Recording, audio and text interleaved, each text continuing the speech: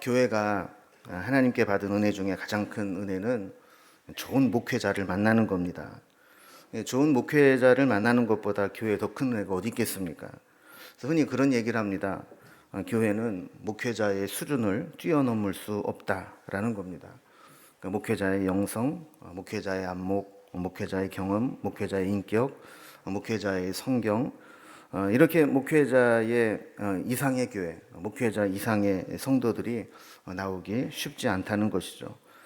그런 의미로 본다면 이 에베소 교회라는 곳은 하나님의 은혜를 많이 입은 교회였습니다.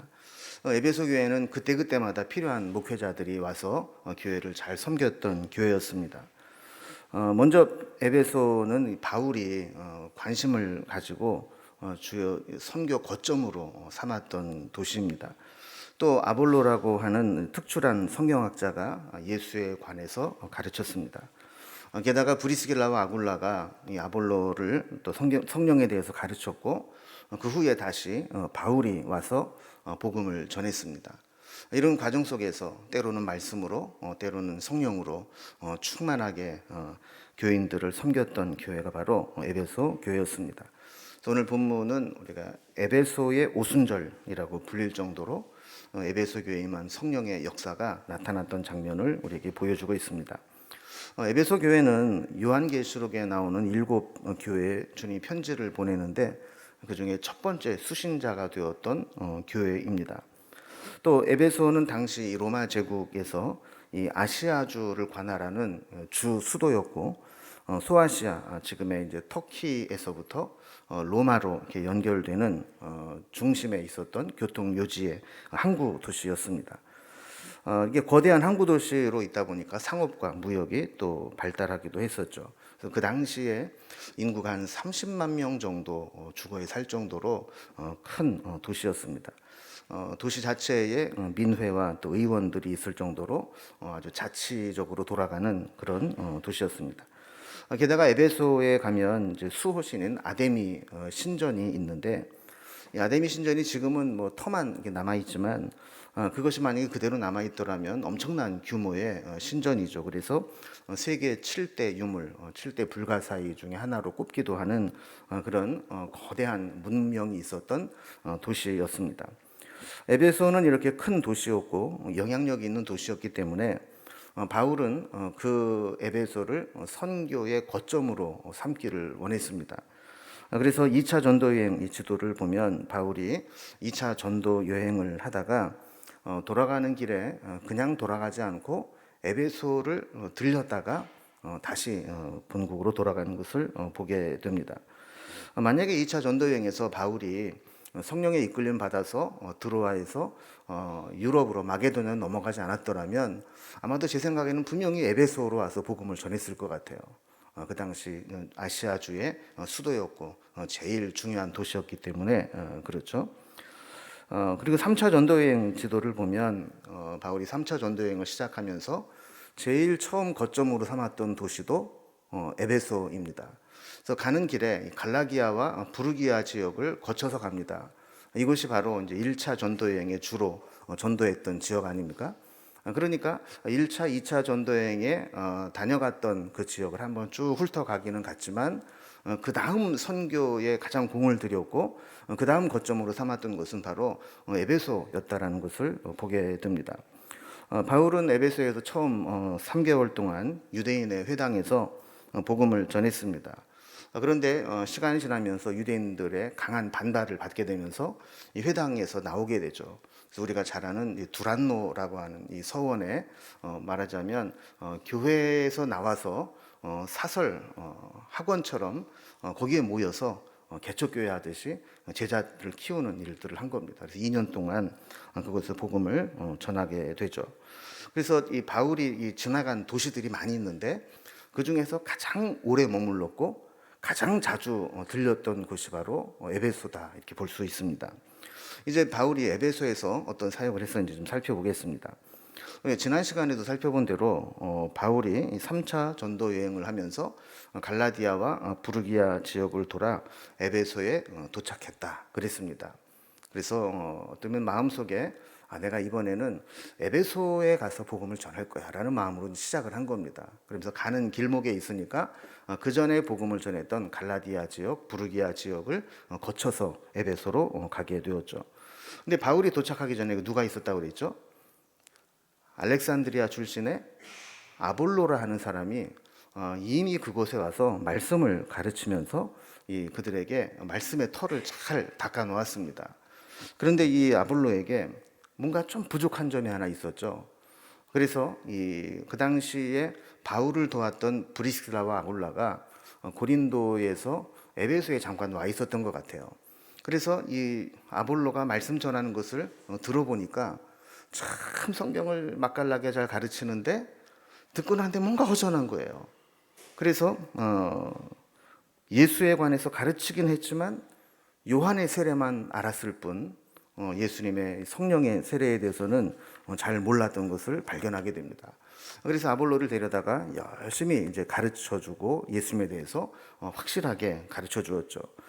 사도행전 18장 27절에 보면 그 후에 아볼로가 아가야로 건너가서 그 고린도에 가려고 했던 것을 보게 됩니다. 그래서 제자들이 아가야 지역으로 떠나는 아볼로를 막 격려하고 또 추천서를 써서 보내주었던 것을 살펴보았죠. 그래서 아마도 이 에베소 교인들은 아볼로가 브리스길라와 아굴라에게 들은 예수님에 대해서, 성령에 대해서 에베소 교인들에게 미처 가르쳐주지 못하고 고린도로 떠났던 것 같아요. 자, 그리고 나서 오늘 말씀 1절에 보면 이 아볼로가 고린도에 있을 때 이렇게 시작을 하죠. 그러니까 이미 아가야의 고린도 지역으로 떠나가 버린 겁니다. 그때 이제 바울이 윗지방으로 다녀 에베소에 왔다. 그러니까 아까 본 것처럼 갈라디아와 부르기아 지역을 거쳐서 이제 에베소에 도착을 한 겁니다. 여기 어떤 제자들을 만났다 그랬는데 어떤 제자들은 뭐 당연히 아볼로에게 말씀을 배운 아볼로의 제자겠죠. 자, 그들을 이제 만났다라는 겁니다. 2절에 보면 그들에게 바울이 에베소 교인들에게 묻습니다. 너희가 세례를 믿을 때 성령을 받았느냐 이렇게 묻죠. 자, 왜 이런 질문을 했을까요? 바울이 에베소 교인들을 만나서 교제를 해보니까 뭔가 믿기는 믿는데 부족한 게 있다는 거예요. 그래서 너희가 믿을 때 성령을 받았느냐 이 말은 사실은 상당히 도전적인 질문입니다. 너희가 믿기는 믿는데 뭔가 성령을 못 받은 것 같다. 믿는다고 하지만 정말 중요한 성령에 대해서 너희가 모르는 것 같다. 이렇게 도전을 하는 거죠. 그럼 우리에게도 마찬가지입니다. 우리가 신앙생활하는데 가장 중요한 것은 구원의 문제입니다. 여러분, 백날 첫날 교회를 다녔는데 구원을 못 받았다 그러면 무슨 소용이 있겠어요? 그러니까 제일 중요한 거는 구원을 받는 겁니다. 자, 그렇다면 구원 받았으면 끝이냐? 구원받는 게 목적이라면 구원받고 천국 가는 게 낫습니다. 무슨 영화를 더 보겠다고 이 땅에 남아서 고생하고 험한 세상 살아가겠어요. 그래서 우리가 구원을 받았다면 그 다음에 이 세상을 살아가는 데 필요한 것은 뭐냐면 성령 충만함입니다. 여러분, 우리가 아무리 교회를 오래 다니고 겉으로 뭐 열심히 봉사하고 신앙생활 잘하는 것처럼 보여도 성령의 은혜 가운데 살지 못하는 사람들이 있습니다. 좀 안타깝죠. 뭐 주일날도 안 빠지고 봉사도 열심히 하고 교회 생활도 잘하는 것 같은데 여전히 율법적이고 여전히 은혜도 모르고 여전히 성령 없이 살아가는 사람들이 있다라는 거예요. 그러니까 에베소 교인이 그랬다는 겁니다. 가보니까 성경 공부에 대한 뭐 열정도 있고 열심히 배우려고 하고 뭔가 모이기도 잘 모이는데, 그래서 특히 이 성경에 통달했던 이 아볼로에게 성경을 배웠으니까 얼마나 성경을 잘 알고 있겠어요. 그런데 뭔가 율법적이고 뭔가 자유함이 없고 뭔가 성령의 은혜가 없는 것 같은 것을 느끼게 된 거죠. 그래서 너희가 믿을 때 성령을 받았느냐라고 계속 물어보는 겁니다. 여러분, 이 질문은 사실 우리에게도 필요한 질문입니다. 여러분은 믿을 때 성령을 받았습니까? 그냥 말로만 받았다고 하지 말고 정말 받았다면 뭔가 받은 표가 있어야 될 거 아니에요. 받은 표라는 게 뭐예요? 여러분, 성령을 받기 이전과 성령을 받았으면 받고 난 후에 뭔가 달라진 게 있어야 될 거 아닙니까? 그럼 성령을 받았다는 게 뭐예요? 예, 그거예요. 그럼 성령을 받았다는 얘기는 성령의 지배를 받는다는 거예요. 내 의지대로 내 뜻대로 살아가는 게 아니라 성령의 감동하신 대로, 성령이 지시하신 대로, 성령의 통제를 받으면서 성령의 은혜 가운데 살아간다라는 겁니다. 여러분, 우리에게도 중요한 질문입니다. 만약에 우리가 신앙생활을 하면서 성령을 체험하지 못하고 성령 안에 살지 못하고 성령의 은혜 가운데 거하지 못하게 되면 신앙생활하는 게 너무너무 힘든 겁니다. 여러분, 저도 목회를 하면서 성령 충만할 때는요, 내가 목사 되기를 잘했지, 막 이런 마음이 들어요. 이보다 더 귀한 일이 어디 있습니까? 그런데 성령이 안 충만할 때는요, 내가 그때 어쩌자고 목사가 된다고 기도를 해가지고 빼도 박도 못하고 지금 내가 이러고 사나, 뭐 이런 생각이 들 때도 있거든요. 그래서 이 미국에는 그 욕 중에 하나가 성령 없이 목회해라, 이게 가장 큰 욕이라고 그러지 않습니까? 여러분, 신앙생활도 마찬가지죠. 우리가 성령 충만함 없이 그냥 율법으로, 그냥 열심으로, 뭔가 형식으로 막 하려고 그러면 신앙생활하는 것 자체가 너무너무 힘들고 거리끼는 것들이 됩니다. 그러나 성령에 충만하게 되면 은혜가 있고 자유함이 있고 기쁨이 있고 풍성함이 있게 되는 것이죠. 여러분, 예수님의 12제자들을 보더라도 그들이 3년 동안 열심히 예수님과 동거동락하면서, 여러분, 그 예수님의 제자들은 이렇게 출퇴근하는 제자들이 아니었어요. 예수님 같이 밥 먹고 같이 자고 24시간 같이 예수님과 뒹굴면서 제자 훈련을 받은 사람들입니다. 그런데 그런 이 제자들이 성령을 받기 전에는 아주 욕심과 이기심과 자신의 이 탐욕과 감정과 때로는 막 두려움에 사로잡혔던 자들입니다. 그래서 여러분, 이런 사람들, 성령 없이 신앙생활하는 사람들은 극과 극으로 가요. 둘 중에 하나로 갑니다. 어떤 사람은 너무 율법주의로 갑니다. 그래서 정말 자기가 정해놓은 어떤 틀에 맞춰서 신앙생활을 해야 되고, 자기도 막 스스로 막 들들 볶아요. 그리고 그렇게 하지 못하는 사람들을 막 비판하고 막 정죄합니다. 율법주의로 빠지는 거예요. 또 하나의 극단은 뭐냐면 육체의 소욕대로 살아가는 거예요. 믿기는 믿지만 성령과 상관없이 그냥 내가 하고 싶은 대로 살아가는 그 극과 극으로, 율법주의든지 육체를 따라 살아가든지 이렇게 살아가는 겁니다. 여러분, 저는 뭐 교회에 뭐 여러 사람들이 있지만 다 성령 받았다고 믿고는 싶어요. 그런데 가끔 가다 보면 정말 다 성령 받았나 하는 생각이 들 때도 있어요.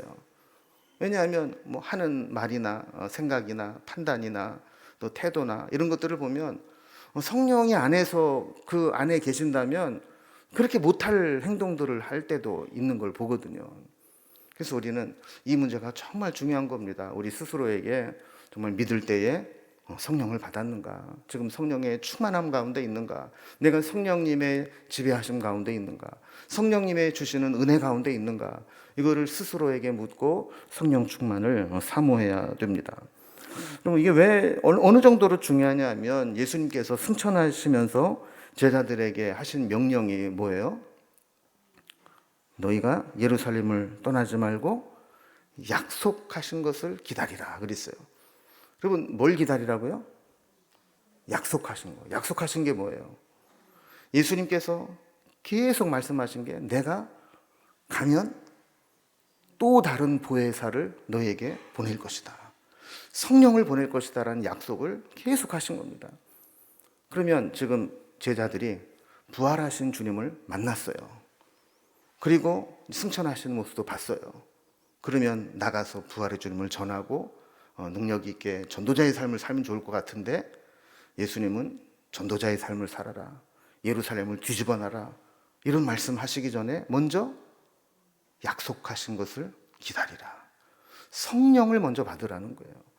성령을 받지 못하면 세상에 나아가서 세상을 이길 수가 없습니다. 그래서 먼저 성령 받는 게 중요하다. 아무리 예수님을 알아도, 예수님을 만났어도 성령 받지 못한 채 나가면 세상에 주는 고난과 핍박과 여러 가지 어려움들을 이겨낼 수 없다라는 겁니다. 여러분, 교회에서도 마찬가지죠. 우리가 일하는 것 중요합니다. 헌신하고 봉사하는 것 중요합니다. 그러나 성령의 충만함 없이 인간적인 열심을 하다 보면 반드시 시험에 들게 돼 있습니다. 성령 받지 않은 사람이 일꾼이 되고 지도자가 되고 앞장서서 막 나가다 보면 반드시 지치게 돼 있고 상처받게 돼 있고 어려움에 당하게 되는 겁니다. 그래서 우리가 예수를 믿고 구원받는 것이 확증되었다면 그 다음에 우리가 늘 우리 자신을 점검해야 되는 게 뭐냐면 우리가 성령의 충만함 가운데 살아가고 있는가, 성령의 체험이 있는가 하는 겁니다. 그래서 바울도 이런 맥락에서 에베소 교인들에게 말씀을 전하면서 너희가 믿을 때에 성령을 받았느냐 계속 강조하고 있는 거예요.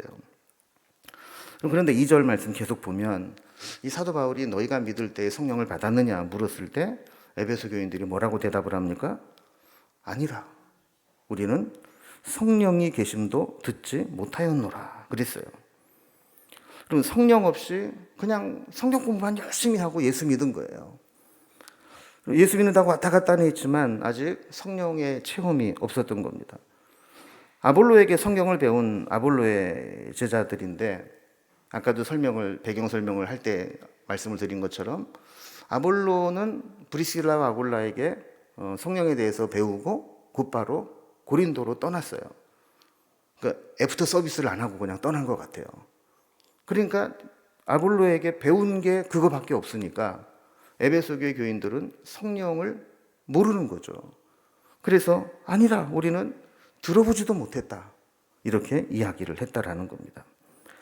근데 이 성령에 대해서 진짜 지식적으로 몰랐을 수도 있지만 사실 어떤 면으로 본다면 이 성령은 구약에도 나오는 하나님의 영이고 또 그동안 아볼로에게 배우면 성령에 대해서 전혀 못 들어봤다라고 할 수는 없을 것 같아요. 다만 우리가 좀 유추해 볼 수 있는 것은 그 성령이 뭔지 체험해 보지 못한 거죠. 또 성령 받은 사람을 보지 못한 거예요. 그러니까 성령에 대한 얘기가 성경에 있기는 있는 것 같은데 우리는 그게 뭔지 모르겠다. 이렇게 해석할 수 있을 것 같습니다. 3절에 보면 에베소 교인들이 요한의 세례만 받았다라고 이야기를 하니까 요한의 세례를 우리가 한번 생각해 볼 필요가 있습니다. 그리고 요한의 세례가 뭐죠? 물세례. 요한이 요단강에서 이방인들이 원래는 이제 유대교로 들어올 때 행하던 예식이었어요. 그래서 물로 세례를 이제 베풀었는데 이 요한이 이 세례를 베풀 때 그냥 물만 담근 것이 아니고 설교를 했습니다. 어떤 사람이 세례를 받을 수 있느냐? 그랬을 때 어떤 사람이 세례를 받을 수 있다고 그랬어요? 회개하는 자. 그러면서 요한이 그런 비유를 듭니다. 도끼가 나무 뿌리에 놓여 있다. 여러분 이게 무슨 표현이에요? 이게 나무라면 도끼가 지금 여기에 놓여 있는 거예요. 그러면 회개하지 않으면 멀리 갈 것도 없고 여기 있는 도끼 들어가지고 찍으면 이 나무는 그냥 베어지는 겁니다. 그러니까 이렇게 베어지지 않으려면 어떻게 해야 된다고요? 임박한 진노를 피하기 위해 회개하라 그랬어요. 그러면서 회개에 합당한 열매를 맺어라 그랬죠. 그러니까 사람들이 물어보는 거예요. 회개에 합당한 열매가 뭡니까? 회개에 합당한 열매가 뭐길래 우리가 그거를 맺어야 임박한 진노를 심판을 면할 수 있습니까? 이렇게 물어보니까 그 세례 요한이 이렇게 옷 두 벌 있는 사람은 없는 사람에게 나눠줘라. 그리고 세리는 정한 세 외에는 더 받지 말라. 군인들은 힘이 있다고 해서 강포하게 굴지 말고 국가로부터 받는 녹을 족한 줄로 알아라. 이런 이야기를 하는 거예요. 그러니까 요한의 세례는 어떤 윤리적인 변화를 요구하는 세례였습니다. 회개를 요구하는 세례였던 것이죠. 여러분 이 요한의 세례, 이 물세례는 이 회개를 동반하는 세례입니다. 그래서 꼭 필요하기는 하지만 이것은 아직까지는 부분적인 세례입니다. 그래서 요한의 세례에 한계가 있죠. 그러나 예수 그리스도께서 오시면 어떻게 되는가? 4절에 보면 요한의 세례와 예수님의 이 세례가 어떻게 이어지고 어떤 차이가 있는지 설명합니다. 바울이 이런 얘기를 합니다. 요한이 회개의 세례를 베풀매 백성에게 말하되 내 뒤에 오시는 이를 믿으라. 이렇게 이야기를 했다라는 거예요. 그는 곧 예수라. 그러니까 지금 세례 요한은 자기가 세례를 베풀고는 있지만 자기가 베푸는 이 물 세례가 완전한 세례는 아니라는 거죠. 내 뒤에 오시는 이를 믿게 하기 위해서 나는 그 사전 작업을 하고 있을 뿐이다. 그럼 그 뒤에 오시는 분이 누구라고요? 예수라. 예수를 믿어야 진짜 세례가 임하는 것이다. 성령 세례가 임하는 것이다. 라는 것을 보여주는 겁니다. 여러분, 요한의 세례가 불필요하다는 얘기가 아닙니다. 그것도 필요하지만 그것만 가지고는 불완전하다라는 겁니다. 우리는 이 교회에서 행하는 물 세례도 필요합니다. 그 과정을 통해서 우리는 신앙을 고백하게 되고 하나님의 자녀로서 믿음의 공동체의 하나가 되는 의식을 치르면서 자기의 정체성이 살아나고 세례교인답게 살아가기 시작을 하는 겁니다. 그러나 이런 물세례만 필요한 게 아니라는 거죠. 이런 요한의 물세례는 어떤 예비적 성격, 선행적 성격의 세례라면 성령 세례는 이제 하나님의 은혜가 우리의 삶을 총체적으로 변화시키고 우리는 그 하나님의 은혜에 완전히 복종하고 다스림을 받는 그런 성령의 충만함에 들어가게 되는 세례라는 겁니다. 그래서 요한의 세례가 되게 종교적 의식을 가진 그런 의미의 세례라면 예수님을 믿고 성령의 세례, 성령의 충만함을 받는 것은 어떤 물로 씻는 그런 의식적인 세례가 아니라 정말 우리의 죄보다 하나님의 은혜가 더 크다는 것, 그리고 우리의 죄를 예수님의 십자가가 완전히 해결해 주었다는 것, 그것을 믿음으로 받아들이면서 죄사함의 자유함을 누리게 되고 성령의 인도함을 받는 그 세례라는 겁니다. 어떤 책에 보니까 지금 이 에베소 교인들, 말씀은 들었지만 성령을 받지 못한 이 에베소 교인들을 이렇게 표현을 했어요. 에베소의 기독교인들은 성령의 세례를 알지 못한 채 젖은 장작더미처럼 냉랭한 가운데 있었다. 여러분, 이 장작더미에 불이 붙으면 엄청난 화력으로 불타오르게 됩니다. 그런데 이 장작이 젖어 있으면 어떻게 되죠? 쉽게 불이 붙지 않아요. 그러니까 잠재력은 엄청난 잠재력을 가지고 있지만 그 장작에 불을 붙여서 화력을 낼 수 있는 기폭제가 없었다라는 겁니다. 그러니까 에베소 교인은 마치 젖은 장작과 같았다라는 겁니다. 쌓아놓고만 있었지 거기에 불을 붙여서 화력을 낼 수 없는, 그런데 거기에 성령이 임하게 되면 그 성령의 불을 맛보게 되면 그 물기가 마르고 그 장작에 불이 붙어서 엄청난 화력을 내게 된다라는 겁니다. 여러분, 성령의 세례가 왜 필요한가 하면 우리가 이 세상을 살아갈 때는 각자 나름대로 소견에 옳은 대로 살아갑니다. 그런데 말씀을 들으면 하나님의 기준인 말씀에 비추어 볼 때 내가 정말 용납할 수 없는 죄인이구라는 것을 깨닫게 됩니다. 어떨 때는 잘하려고 했는데 실수를 합니다. 올바른 일이라고 생각하고 했는데 돌아보니까 위선 덩어리였습니다. 잘한 줄 알았는데 하나님의 뜻에 어긋나는 결과를 만들어낼 때도 있습니다.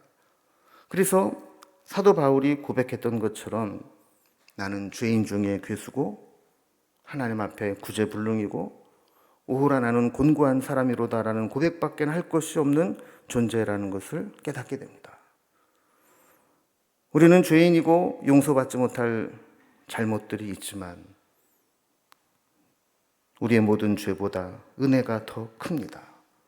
이것이 십자가의 은혜입니다.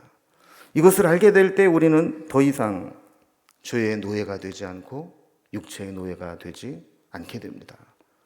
성령께서 주시는 은혜와 자유함 속에 살아가게 됩니다.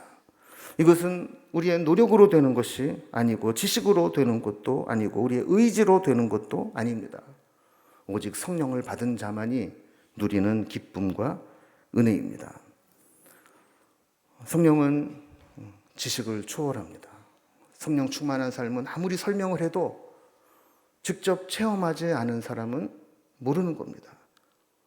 저도 목사가 되고 좀 타락해서 그렇지 한참 성령 충만할 때는요 기쁨이 넘쳤어요. 어느 정도로 기뻤냐면 자다가 갑자기 탁 깨요. 그냥 너무 기쁜 거예요. 예수님이 나를 사랑하셔서 내가 구원받았다. 이 사실이 잠을 깨우고 기쁨 속에 혼자 희죽희죽 웃게 만드는 거예요. 그래서 여러분 우리가 정말 성령 충만한다라는 거. 여러분 이거를 세상 사람들에게 설명한들 이해가 되겠습니까? 혼자 희죽희죽 웃고 다니면은 저게 실성을 했나? 젊은 애가 맛이 갔나? 뭐 이러지? 이게 이해가 안 되는 겁니다. 5절에 보면 이 에베소 교인들이 바울이 전한 말씀을 듣고 주 예수의 이름으로 세례를 받았다 그럽니다. 그들은 요한의 세례만 받았는데 우리에게 필요한 것은 예수님의 이름으로 다시 거듭남의 세례가 필요하구나. 그래서 세례를 받기를 원했습니다. 그래서 세례를 받기 위해서 그들이 고백했을 때 사도 바울이 그들에게 안수하게 되었는데 이때 성령이 그들에게 임하게 되었다라고 말씀하고 있는 겁니다. 여러분 이 말씀을 보면 우리가 교회를 얼마나 오래 다녔느냐가 그렇게 중요한 게 아닙니다. 우리가 얼마나 성경에 대해서 많이 알고 있느냐도 근본적으로 중요한 것은 아닙니다. 진짜 중요한 것은 우리가 예수를 믿으면서 정말 성령을 받았느냐, 성령의 충만함 가운데 살아가고 있느냐. 지금도 성령의 기름 부으심이 나에게 부어져서 내 육체의 욕망과 이기심과 죄의 그런 본능들이 성령에 의해서 다스려지고 있느냐 하는 거죠. 그리고 오늘 이 말씀을 생각하면서 우리의 성령의 기름 부으심이 우리의 심령에게 다시 임하기를 원합니다. 그래서 우리의 생각과 언어와 우리 행동에 성령의 기름 부으심에 따라서 성령의 은혜 가운데 믿을 때에 기쁨과 능력과 은혜와 역사가 나타나는 삶이 되기를 바랍니다. 6절 말씀을 이어서 보면 바울이 그들에게 안수할 때 성령이 그들에게 임하여서 방언도 하고 예언도 하게 되었다. 이렇게 말씀을 하고 있습니다. 그럼 저는 이제 말씀을 이렇게 보면서 그런 생각을 합니다. 근데 목회의 영성은 어떤 노선을 취해야 될까? 제 목회의 노선은 좌파도 아니고 우파도 아니고 성령파입니다. 그래서 우리 이 신앙의 노선을 볼 때 장로교의 건전하고 체계 있는 건강한 신학의 바탕 위에 이 순복음의 영성과 열정이 통합되면 좋겠다 하는 이제 생각을 합니다. 그리고 순복음은 신학적 보완이 좀 필요한 적이 있습니다.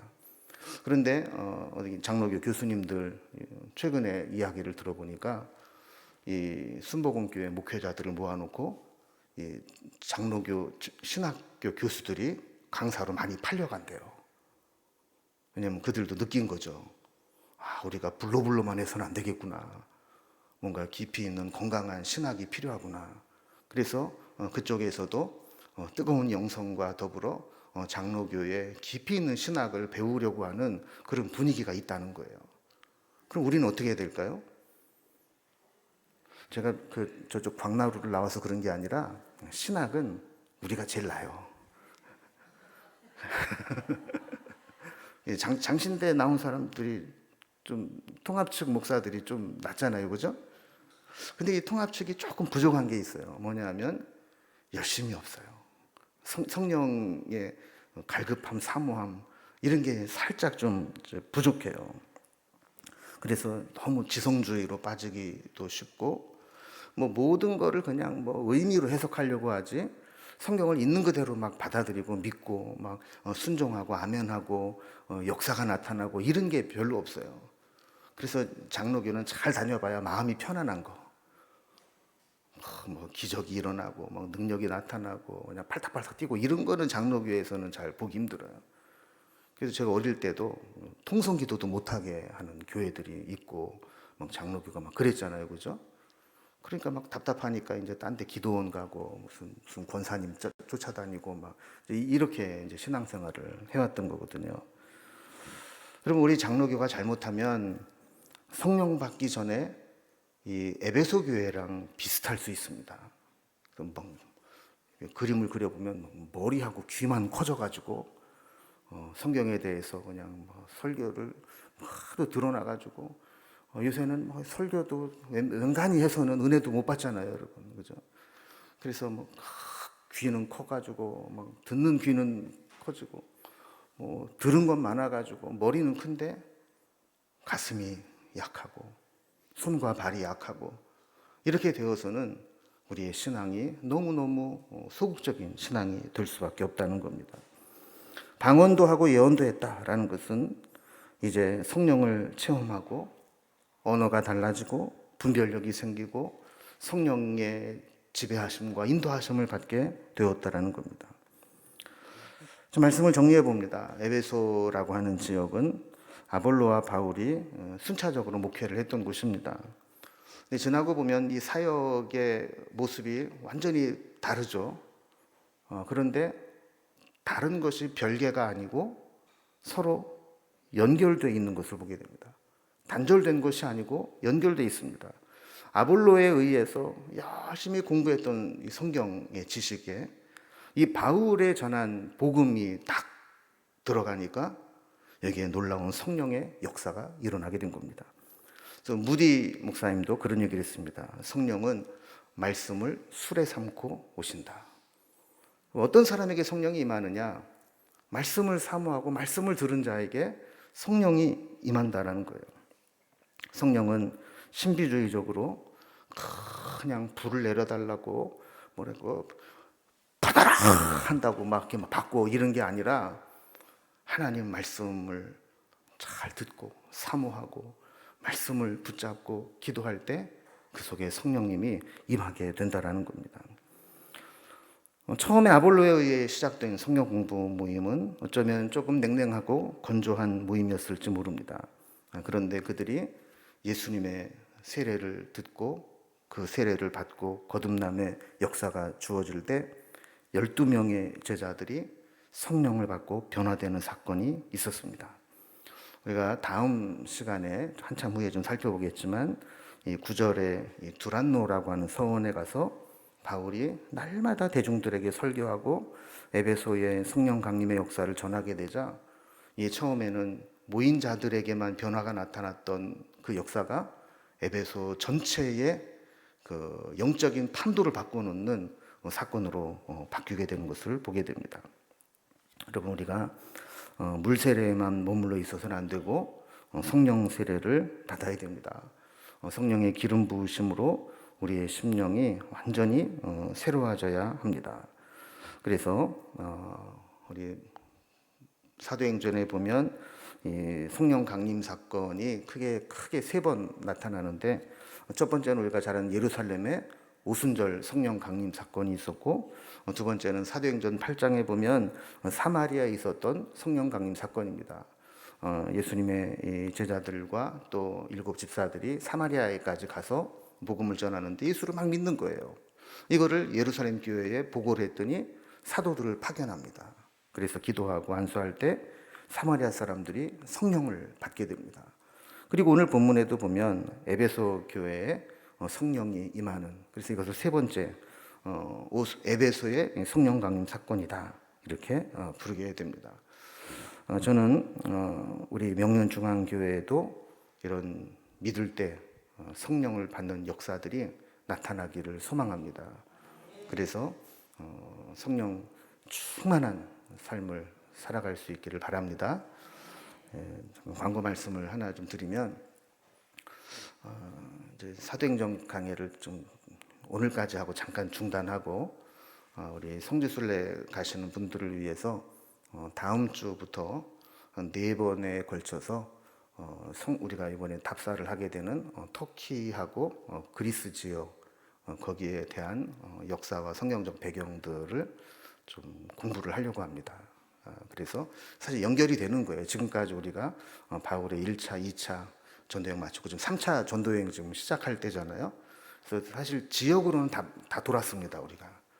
그래서 다음 주부터 다음 주에 시작하고 그 다음 주는 제가 수련회가 있어서 한 주 빠지고 그 다음에 또 3번에 걸쳐서 성지순례 지역을 공부를 하고 그리고 가도록 하겠습니다. 그래서 어떻게 보면 이제 다시 또 이렇게 정리하는 기회도 되거든요. 네, 그렇게 하시고 다음 시간에도 함께 참여해 주시기를 바랍니다. 한번 기도하겠습니다.